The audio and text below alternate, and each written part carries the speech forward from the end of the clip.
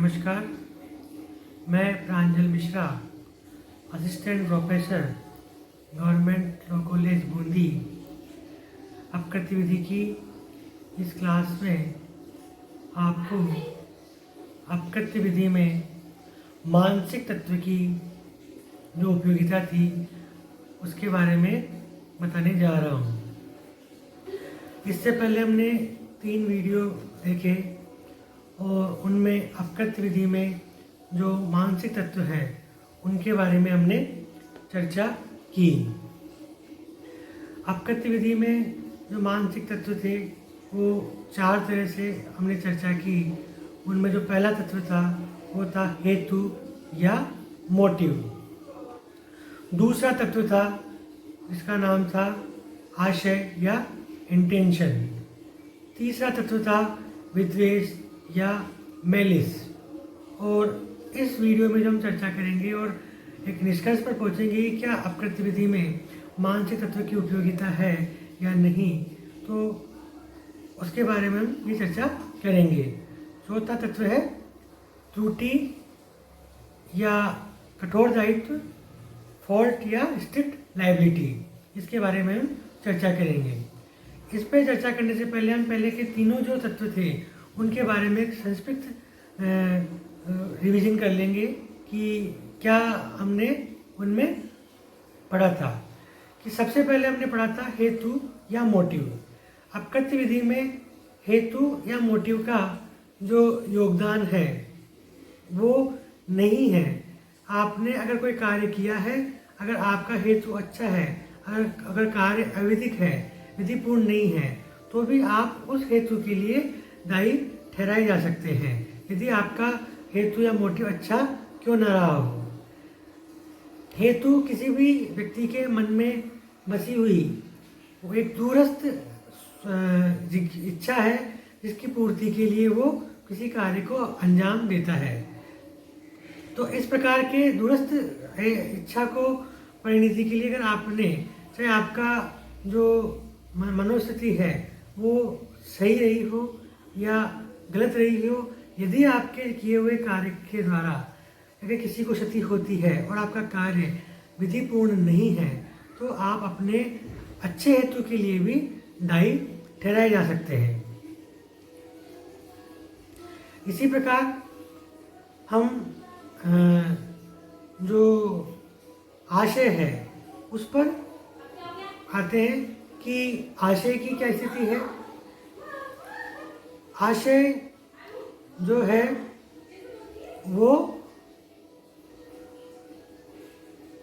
अपकृत्य विधि में क्या उसकी उपयोगिता है।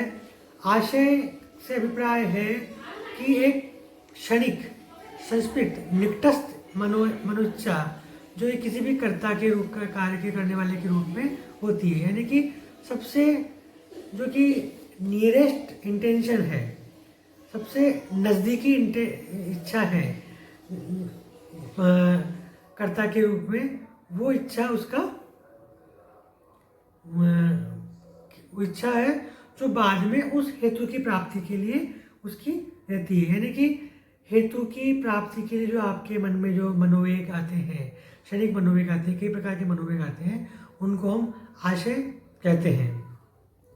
तो आपका आशय है, अगर वो आशय आपका यदि गलत है और यदि आपका कार्य विधिपूर्ण है, तो आप अपने उस बुरे आशय के लिए कभी भी दायी ठहराए नहीं जा सकते। किंतु यदि आपका आशय गलत अच्छा है और आपका जो कार्य विधिपूर्ण नहीं है, तो भी आप उसके लिए दायी ठहराए जा सकते हैं। यदि आपका आशय सही है और कार्य विधिपूर्ण है तो कोई दिक्कत ही नहीं है। यदि आपका आशय बुरा हो और कार्य विधिपूर्ण हो तो भी आपके ऊपर कोई क्षतिपूर्ति की जिम्मेदारी नहीं आएगी। इस तरीके से हमने इन 2 तत्व हेतु और आशय को देखा कि हेतु और आशय की अपकृत्य विधि में या लॉ ऑफ टॉर्ट्स में इतनी उपयोगिता नहीं है जितनी कार्य के विधिपूर्ण होने की आवश्यकता है। यदि कार्य विधिपूर्ण नहीं है, बिना किसी औचित्य के किया गया है, तो आप अपने उस कार्य के लिए पूर्णतः दायी ठहराए जा सकते हैं। एलन वर्सेस फ्लड का मामला और पिकल्स का मामला हमने इसमें देखा कि वहाँ पर उनका उद्देश्य भले दुर्भावनापूर्ण था, लेकिन उन्होंने किसी भी विधिक अधिकार का उल्लंघन नहीं किया था, तो उसके लिए वो दायी ठहराए नहीं गए। इसलिए मैं कहूँगा कि अपकृत्य विधि के जब हमने 3 तत्व पढ़े थे, उसमें आपका एक कृत्य होना चाहिए, कृत्य या कृत्य की एक्ट या ओमिशन, कृत्य या कृत्य का लोप होना चाहिए, और अविधिपूर्ण होना चाहिए, यानी कि आपने कृत्य के द्वारा किसी भी व्यक्ति के विधिक अधिकारों का उल्लंघन किया हो। और तीसरा, विधिक अधिकारों के उल्लंघन के कारण किसी को क्षतिपूर्ति हुई हो, क्षति हुई हो, तो आप उस क्षतिपूर्ति के लिए दायी ठहराए जा सकते हैं। यानी कि अपकृत्य को साबित करने के लिए आपके पास 3 चीज़ें हैं। एक तो कृत्य या कृत्य का लोप, एक्ट या एक्ट ऑफ ओमिशन, यानी कि किसी कार्य का लोप होना, यानी कि जो कार्य आपको करना था वो कार्य आपने नहीं किया। यानी कि जैसे आपको एक ज्वलनशील पदार्थ आप लेके आए अपने घर पे, और ज्वलनशील पदार्थ को आपने खुला ही छोड़ दिया, जहरीला पदार्थ था, पड़ोसी को उससे एलर्जी हो गई या उसको कोई नुकसान हो गया, तो आप ऐसे कृत्य के लिए जो आपको करना था वो आपने नहीं किया। सावधानी बरतनी थी, वो आपने सावधानी नहीं बरती। आगे जो बिंदु पढ़ेंगे उसमें सावधानी के ऊपर ही हम चर्चा करेंगे। इसके बाद आता है विद्वेष। तीसरा पॉइंट आता है विद्वेष। विद्वेष क्या है? मेलिस क्या है? मेलिस का अर्थ है दुर्भावनापूर्वक किया गया कार्य। आपके मन में अगर कोई दुर्भावना है, और यदि आपको दुर्भावनापूर्वक कोई कार्य कर रहे हैं और उस दुर्भावनापूर्वक किए गए कार्य से किसी को क्षति होती है, तो उसके लिए आप तब तक दायी नहीं हैं जब तक कि वो दुर्भावनापूर्वक किया गया कार्य किसी को विधिपूर्ण क्षति नहीं पहुंचाता। यदि आपके किए हुए दुर्भावनापूर्वक कार्य से किसी को विधिपूर्ण क्षति होती है, तो आपको उस कार्य के लिए दायी ठहराया जा सकता है। अब आगे चलते हैं। विद्वेष 2 प्रकार का था। एक तो एक्चुअल या सत्यात्मक विद्वेष, एक्चुअल मेलिस और फैक्ट इन मेलिस, और दूसरा था कानूनी विद्वेष। कानूनी विद्वेष के लिए आप हमेशा दायी ठहराए जाएंगे, तो ये कानूनी विद्वेष जो है वो आपको हमेशा क्षतिपूर्ति के लिए दायी बनाता है। उससे कानूनी पूर्व विद्वेष से अगर आपने किसी को नुकसान पहुंचाया है, तो उसके लिए आप हमेशा दायी रहेंगे। अब हम आते हैं अपकृत्य विधि के मानसिक तत्व के आखिरी बिंदु, जिसका नाम है त्रुटि, फॉल्ट या स्ट्रिक्ट लायबिलिटी, कठोर दायित्व। अब इस दायित्व में क्या है? अपकृत्य विधि में ये साबित किया जाना आवश्यक नहीं है कि प्रतिवादी ने जो आपको क्षति पहुंचाई है उसमें आपका आशय कैसा था, या आपने आशयपूर्वक कार्य किया है। आपको दोषी ठहराए जाने के लिए आपकी त्रुटि साबित किया जाना आवश्यक है, आपकी गलती साबित किया जाना आवश्यक है, आपका दोष साबित किया जाना आवश्यक है। यानी कि आपका जो दायित्व है वो अपकृत्यपूर्ण दायित्व साबित किया जाना आवश्यक है। जैसे कि उपेक्षा, असावधानी, ये जो चीज़ें हैं ये आपकी साबित की जानी आवश्यक है। जब आप अपकृत्य विधि में आप दायी ठहराए जा सकते हैं। लॉर्ड मैकमिलन ने कहा कि प्रतिवादी के व्यवहार को महत्व देने के लिए जोर देते हैं। उनके अनुसार ये प्रश्न अवश्य उठाया जाना चाहिए कि प्रतिवादी के व्यवहार का उपेक्षापूर्ण साबित किया जा सकता है। यह निष्कर्ष निकाला जा सकता है कि अपकृत्य विधि में प्रतिवादी की आपराधिक मनस्थिति साबित किया जाना आवश्यक नहीं, किंतु उसका व्यवहार त्रुटिपूर्वक है, गलत व्यवहार है, ये साबित किया जाना आवश्यक है। किंतु क्या हमेशा किसी भी प्रतिवादी का दायित्व है वो त्रुटिपूर्ण से दायित्व ही साबित किया जाना आवश्यक है? नहीं। अब इसमें त्रुटि के साथ साथ जो एक नया आयाम सामने आ रहा है, वो नया आयाम है कठोर दायित्व का। कठोर दायित्व पे चर्चा हम बाद में करेंगे। उससे पहले जैसे पर्यावरण संबंधी मामले हैं, सामाजिक हितों के मामले हैं, ऐसे मामलों में हम देखेंगे कि वहाँ पर दायित्व को निर्धारण के लिए ये आवश्यक नहीं कि त्रुटि आवश्यक हो। अगर आपने कोई कार्य ऐसा किया है जिस कार्य की वजह से किसी प्रकार की क्षतिपूर्ति पर्यावरण के रूप में एक समाज के बहुत बड़े भाग को कोई हानि पहुंचती है, तो आपको उस चीज़ के लिए दायी ठहराया जाएगा, चाहे आपकी त्रुटि रही हो या नहीं रही हो। उदाहरण के तौर पर श्रीमती कुमारी बनाम तमिलनाडु राज्य का मामला है। इसमें एक 6 वर्षीय बालिका सड़क पर खेलते हुए एक सीवरेज के जो टैंक था, उस टैंक का ढक्कन खुला हुआ था, उसमें गिर गई और उसकी मृत्यु कारित हो गई। तो अब आप इसको, जो नगर परिपालिका है वो ये कह रही है कि हमारा दायित्व त्रुटि नहीं है, ये हमारी लापरवाही नहीं है, ये किसी व्यक्ति ने ये ढक्कन हटा लिया था और उस व्यक्ति से दबा। तो यहाँ पर वो नगर पालिका इस मृत्यु के लिए दायी ठहराई गई और उस बच्चे की मौत के लिए क्षतिपूर्ति का दायी ठहराया गया, क्योंकि जो कार्य था वो कार्य यदि किसी अनजान व्यक्ति का हो, लेकिन नगर पालिका का ये कार्य था, लापरवाही थी कि उसने उस चीज़ के बारे में जानकारी प्राप्त नहीं की कि ऐसे गलत जो ढक्कन है वो ढक्कन खोया हुआ है। दूसरा वाद है अच्युत हरिबाबू का और महाराष्ट्र राज्य का वाद है, जिसमें क्या है कि चिकित्सक ने व्यक्ति के पेट में ऑपरेशन के दौरान एक रुई का भाग छोड़ दिया, रुई का फोहा छोड़ दिया। हालांकि उसको कोई तकलीफ हुई नहीं, लेकिन बाद में उसके धीरे धीरे एक इन्फेक्शन हो गया और पेट में दर्द रहने लगा। और जब उसने वापस जांच करवाई तो उसे पता चला कि उसके पेट में एक रुई का फोहा है। हालांकि उसको ऐसा कोई विशेष नुकसान कारित नहीं हुआ था, लेकिन लापरवाही का, घोर उपेक्षा के आधार पर उसकी जो स्ट्रिक्ट लाइबिलिटी है, जो कठोर दायित्व है, उस पर उसको उस पर क्षतिपूर्ति की गई। अब हम देख रहे हैं कि जो ये अपकृत्य में मानसिक तत्व में त्रुटि और जो लापरवाही है, स्ट्रिक्ट लाइबिलिटी है, ये क्यों आ रही है। लोक कल्याणकारी राज्य की परिकल्पना जब देखते हैं, मूल अधिकारों की जब हम बात करते हैं, तो हम देखते हैं कि चिकित्सकीय सुविधाएं, पर्यावरणीय सुविधाएं, मानव का गरिमापूर्ण जीवन जीना, ये आवश्यक रूप से शामिल है। और हम देखते हैं कि जब इन कार्यों के द्वारा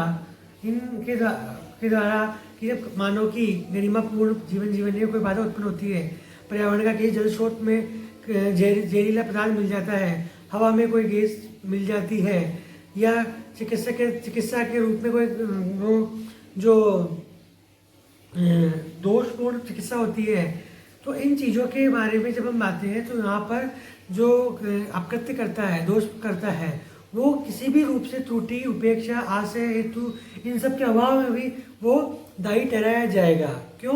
क्योंकि मानव का जो अधिकार है, वो अधिकार भी उसको मूल अधिकार के रूप में अधिकारों को मिलना चाहिए। अब हम देखते हैं कि इस कठोर दायित्व का सिद्धांत कहाँ से आया। कठोर दायित्व का सिद्धांत आया रायलेंस बनाम फ्लेचर के बाद में। रायलेंस बनाम फ्लेचर के सिद्धांत में कठोर दायित्व के सिद्धांत को प्रतिपादित किया गया। उसमें कहा गया कि कोई व्यक्ति अपनी भूमि पर कोई ऐसी संपत्ति, ऐसी भूमि, ऐसी चीज़ लाता है, ऐसी वस्तु लाता है जिसके बाहर निकल जाने से किसी व्यक्ति को हानि पहुंचती है, तो वो उसका चाहे उसने कितनी ही कार्य किया हो, लेकिन वो उसके लिए दायी ठहराया जाएगा। इसमें क्या हुआ था कि रायलेंस नाम के व्यक्ति ने फ्लेचर नाम के व्यक्ति ने अपनी भूमि पर एक बहुत बड़े जलाशय का निर्माण किया। जलाशय, वाटर पॉन्ड, पानी का स्रोत के रूप में कृत्रिम जलाशय का निर्माण किया और इस निर्माण को स्वतंत्र ठेकेदारों के माध्यम से इसने करवाया। और इस निर्माण में इसने खूब सारा जल, जब वर्षा ऋतु आई तो खूब सारा जल इकट्ठा हुआ। तो प्रतिवादी के इस कार्य के द्वारा जब जल इकट्ठा हुआ तो जो ये जलाशय जिस भूमि पर निर्माण कराया गया था, वहाँ पर कोई पुरानी कोयले की खदानों की सुरंगें थी। वहाँ से वो सुरंगों में से पानी रिसता हुआ जो वादी था उसकी कोयले की खदान में जाके भर गया, इसलिए उसको कोयले की खदान में बहुत बड़ा नुकसान हुआ।